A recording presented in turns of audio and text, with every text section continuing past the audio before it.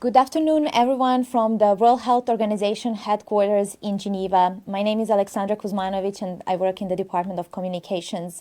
We are 2 days ahead of the World Health Assembly, the first ever virtual World Health Assembly to take place.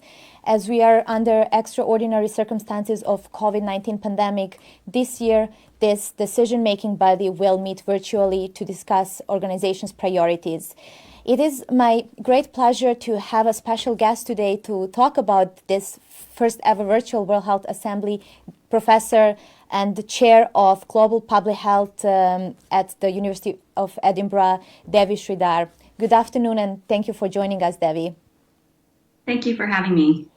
You have a great experience in researching effectiveness of public health interventions, also developmental assistance for health, and you co-authored a book on governing global health.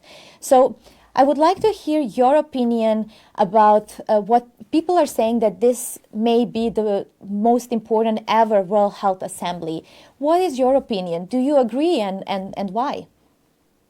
I think that's very true. I mean, this pandemic is probably the most significant event in people's lives. I mean, the parallels are to the 1918 flu pandemic, and we need cooperation at a level that we haven't seen for many, many years. Three particular issues are pressing right now. The first is that the usual donor countries in Europe, in the States, and Scandinavia are consumed internally with their own battle against COVID. And so who's looking out for low and middle income countries, figuring out what kind of support they need? Here, it's very important that WHO and the WHA have a role to play in this. The second one is actually about the role of science. Science is the true exit strategy. And so who's actually creating a blueprint? How are we supporting that? How do we actually think this through? And the last thing is actually that other health agendas don't go away just because we have COVID. One of the things we've learned from outbreaks is they can become black holes. And so all attention, all resource becomes consumed by addressing one virus and the resulting disease. So actually WHO has an important role to make sure that other issues are also discussed that are on the agenda, such as polio eradication, malaria, HIV, TB, as well as the basic building blocks of primary health care. So thank you, Devi.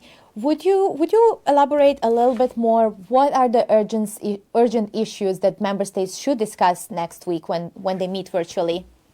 As we have this year, we have very short World Health Assembly this year, only 2 days in comparison to a week traditionally. So I think there's three core things related to COVID itself. The first is for countries to report on the progress they've made and share any learnings they've had already on how to actually tackle this virus, the policy measures that you can undertake, and the role of government itself. I think the second is actually what do countries require in terms of support? Where are the gaps in terms of, is it financial gaps? Are they technical gaps? Is it actually equipment? What do countries actually need? How do we identify those gaps so that we can start to figure out how we're going to fill them? For example, the role of the World Bank in filling some of those financial gaps. And the third is actually continuing the work the WHO has done on research and development, R&D, to actually set forward a roadmap and plans for therapeutics, diagnostics, as well as hopefully a possible vaccine in the near future.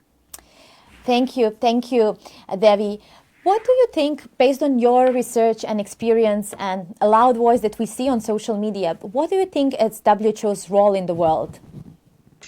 Well, WHO was created for exactly these kind of events. If we take the origins all the way back, even pre-World War II, they go back to 1851 when the International Sanitary Conventions were agreed upon, when states realized that actually it was in their own interest, their national interest, to work cooperatively across the world to find solutions to infectious disease outbreaks. And so we need this institution more than ever before. It's a normative technical agency which offers best practice, which tries to be an independent, neutral fora for states to come together to discuss very challenging health issues, set priorities, agree on a budget for these, and actually move forward. And so I think people sometimes overestimate what the agency can do in the sense that they say, oh, is it operational, or is it finance, or is it an enforcer? And it's none of those things. This is a normative and technical agency that actually supports member states, which actually lead and dictate its core work to enable, in its mandate, the best health for the world. Thank you, Devi. We are already receiving some questions from our viewers, and please, if you have more, leave them in via comment section on Facebook and LinkedIn, or reply on our Twitter thread on Twitter. So the first question is coming, and maybe you as a professor could explain this. What are building blocks of healthcare? Well, building blocks of healthcare come back to actually primary healthcare services. So actually, how do people access their healthcare? Is it free? Is it accessible? And what kind of packages, insurance packages do you offer people? We can't forget about the people. Actually, human resources for health are an essential component. And so it's basically, when you start with healthcare, you start to look at how do we make sure that every single person has access to healthcare when they need it, that it's affordable, accessible, and equitable. Thank you, Devi. And while we are waiting for more questions, would you tell us, in your opinion, what is WHO's role in emergency responses? Our mission is to promote health, but also to keep the world safe and serve the vulnerable. So how do you see our role in this regard? Well, WHO has unique legal ability, and it's agreed something called the International Health Regulations. These are actually the legal guidance for how states can report if they have an outbreak within their within their borders, and actually notifying WHO, who can then go and alert other member states, and then it can oversee this offer surveillance, offer sharing of information, and actually, get the process going so that different countries can learn about this and move quickly to develop their own responses. The key mechanism here is the emergency committee. So if we think that China notified the WHO about a novel pathogen, this was 31st of December, WHO started letting member states know very soon after that. And so in a sense, the clock started for countries to prepare or not to prepare at that point. The next important step, which was less than a month later, was when the emergency committee met twice actually to decide, is this a public health emergency of international concern? This is the highest designation we have at an international level to alert to actually an emergency. That means that there is concern about a novel situation that could affect countries all across the world. It's the alarm bell we have. That was rung on January 30th. And so I think, there's been some confusion about the term pandemic, and that, was WHO too late in March to use this term? And actually the pandemic term is meaningless in terms of operationally. The key moment was January 30th when this was declared a public health emergency. The next important step I would go to is actually in February, when China was able to give access to the WHO and an international mission to go in. And there was a resulting report and press conference by the WHO sharing what they had learned from China. And I think that was incredibly useful to learn a bit about the characteristics of this virus, how the disease had spread, some of the epi characteristics of it, as well as finally the policy response the Chinese government had undertaken, which could provide some lessons or some guidance to other countries on what had already been done as they tried to create their own responses based on their domestic situation. Thank you, Devi. Thank you very much. I'm glad you mentioned international health regulations. That's a mechanism that also enables WHO to work with all countries. And in this response as well, we are supporting both developing and developed countries. Do you see any contrast in responses that we see in different countries? Definitely. I think what's been fascinating and sometimes horrifying to see across countries is that there's generally the same scientific knowledge about this virus because it's being shared so rapidly. And so the scientific knowledge is not really British science or English science or Chinese science. This is just science. And in those, taking the science, taking the advice of WHO and what they're trying to guide towards in their documents and press conferences, different countries have responded in different ways. And my sense, and again, I haven't actually done a thorough analysis yet of this, is that the countries that followed very closely WHO advice, that actually undertook rapid containment, test, trace, isolate, basically took the lessons from, South Korea and early East Asian countries that moved fast and rapidly responded and seemingly effectively responded, have done better.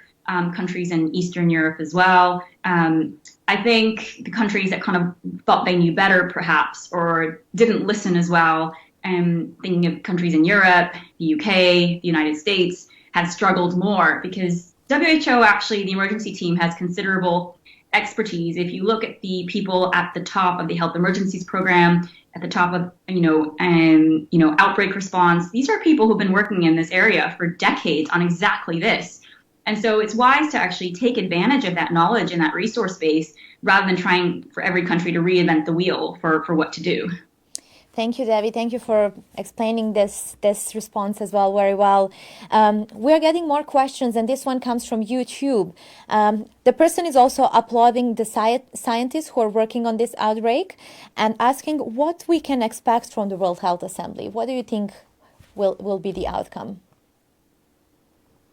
Well, first, I'll hope that there'll be a putting aside geopolitical hostilities and a recognition that we actually have to support the science. I think two parts of that. One is actually putting aside all the sea of the noise of misinformation. There's a lot of misinformation going about, and we need a clearinghouse for good information. So I think if we can come out, hopefully with a resolution that talks about the role of WHO in knowledge production, in being a kind of arbiter of the information and what's accurate, what's not accurate, that would be fantastic.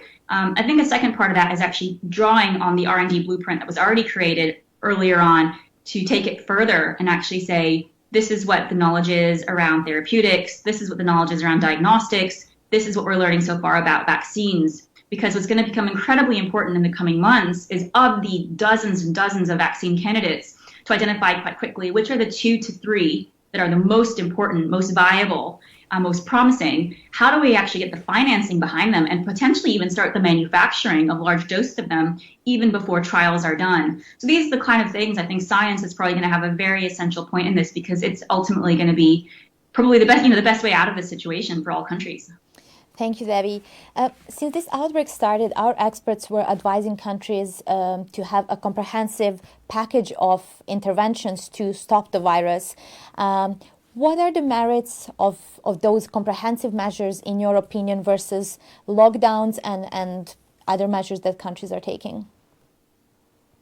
Yeah, so lockdowns have been used increasingly as a way to combat this virus, but they're not a solution in the sense that they actually don't make the virus go away. They suppress the virus, but they're not sustainable. It's a very crude and short-term policy instrument you can use while you try to build your public health infrastructure, get your package of interventions ready to go, and then you can release the lockdown knowing that you have some safety net in terms of other interventions that can suppress the virus. And so I think that's been exactly right. That, the core package of interventions we're now seeing revolve around, a test, trace, isolate, support strategy where you actually are aggressively going after the virus. I mean, as Dr. Tedros has been saying, test, test, test. You have to know where the virus is, otherwise you're flying blind. Also revolves around real-time data systems and surveillance to rapidly identify clusters of cases. Added to that, paying attention to where this virus transmits very easily. This is around hospitals and care homes, prisons, basically indoor facilities where you have many people close together and often vulnerable people. Another one is actually looking at, trying to go towards some kind of new normal in the sense of having people work from home if they can, rethinking workspaces, using masks as needed, especially on public transport or during, you being in shops or crowded facilities. So I think this is where, a lot of countries are now arriving at, which is how do we get that package, which means we can lift lockdowns, because these are not sustainable for economic reasons, for social reasons, and we don't want the lockdowns to create more suffering and more death than the virus itself. Thank you, Debbie. What do you, looking forward, after one day we are out of this pandemic, what are the lessons that we need to take from this experience and be ready for future to keep the world safe? So I think there's, I'll say kind of 3 lessons that I hope in some sense will come away with this. The first is actually that our health challenges are interconnected. So what is happening in a remote part of a country somewhere else across the globe might feel very far away. But given we have planes and bugs travel far and fast, especially respiratory pathogens, just to be aware of how closely our world is intertwined, even though it may not feel like that sometimes. I think the second one is about overreacting or reacting early. I think there was a lot of fear about, oh no, we're going to make a bigger deal of this, and people being accused of spreading panic or creating fear. It's always better to overreact prevent something from happening. And then later on, if people blame you saying, oh, you overreacted, it wasn't a big deal, it means actually your prevention worked. You stopped something from happening. So I think all the incentive should be to be more alarmed than less alarmed. I think the third one is about the role of essential workers and scientists and health workers, often the basic building blocks of societies, people like cleaners, delivery drivers, people who pick up rubbish, nurses, doctors, journalists, scientists. These kind of essential roles are forgotten and undervalued. And I hope that, people around the world will realize actually how important these types of jobs and careers are for a successful society.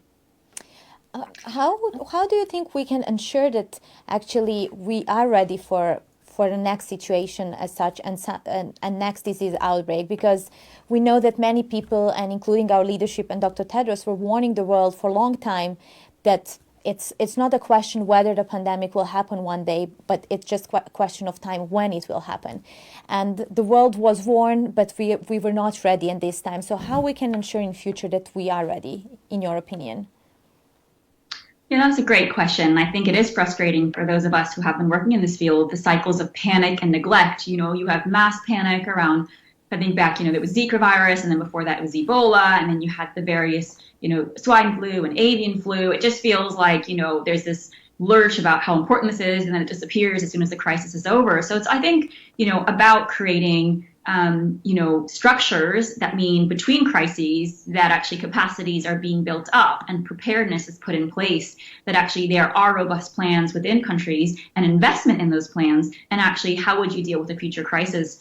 Because actually this hopefully is the only one for most people to this scale, but it may not be. There are probably going to be other viruses emerging, or drug-resistant bacterial infections, or pandemic flu of some kind. And so I think we have to be learning from this to put in place the structures, the systems, the governance, the financing, stuff that doesn't capture, headlines. It's painstaking, it's detailed, can often be seen as boring, but we're seeing it's absolutely essential. The things that grab headlines is not necessarily what needs to drive the work in between outbreaks. It's all the preparatory stuff that needs to be done.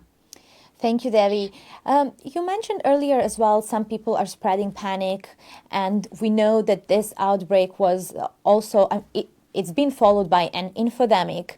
How big this problem is in your opinion, and also you're a loud voice on digital platforms and talking about the outbreak, talking about the response and how global health should look like. So do you think digital platforms are actually powerful and helpful tool in this outbreak? Yeah, so social media is a double-edged sword. I mean, we've seen it been used quite negatively in terms of the campaigns against vaccinations, against campaigns against particular people, against particular countries. I mean, there's a sea of misinformation, often coming bizarrely from bots and actually not even real people. And so it becomes hard for, normal people in the sense who are sitting at home, who are not health experts, who are, doing their normal lives. COVID comes along and they're trying to understand what is true and what is not true. And this, I think, again, points to the dangers of social media and that you just believe the headlines, because what gets clicked on is often not accurate. You just kind of click on things that seem, interesting or counterintuitive, and often they can be wrong. And we've seen that. There's a lot of kind of wrong headlines that have circulated around and wrong information. So this points to you could either disengage completely from social media and say, oh, I don't want to do that, or you can do what I think WHO has done effectively, as well as others within the health field, and I guess I've attempted a bit as well, to say, okay, well, if we have to go onto social media to communicate with people, how can we actually create real information and trusted information that's actually robust and serve as an arbiter of what's true, what's valid, what our concerns are, where state of the scientific knowledge is, actually screening of preprints in terms of there are a lot of preprints, we don't know the quality of all, which one can we point to? So I think it's really important to engage, especially as social media becomes how people get their knowledge. And this is affecting everyone in I think probably every country right now. And so people want information. And I think it's the duty of those working in the space to do their best to provide that information in a balanced and in a fair way. Thank you, Debbie. We received a follow-up question on preparedness. What will happen in the country with no resources? How these countries can prepare? Well, I think here this points to the important role of WHO and actually identifying those gaps. Work started after the 2014 Ebola crisis to actually look at countries' core capacities, what we think are the basic building blocks of response to health security, and actually based on those building blocks, think about what are the gaps in terms of financing. And I think usually, the key bilateral donors are usually stepping in, such as the United States, the UK, France, Germany, Scandinavian countries, Japan. But hopefully, I think what we'll see is a more collective response and actually investment in the world, looking at the role of the World Bank. I think the World Bank is going to become incredibly important here for thinking how do you channel resources to countries where the gaps are. So WHO helps identify the gaps working with countries, and then the World Bank figures out how do we get, funds raised to actually fill those. I don't think we can rely just on countries themselves. This is part of the international community, and we have to figure out a way to find those resources. And we're all seeing that it's much, much cheaper to invest in health systems and preparedness than to wait and face what we're seeing now, probably into the trillions in terms of, the economic consequences of outbreaks running unchecked. Thank you, Devi. Here's one more question from our viewers. Should another outbreak occur, what should be the first step to stem the spread?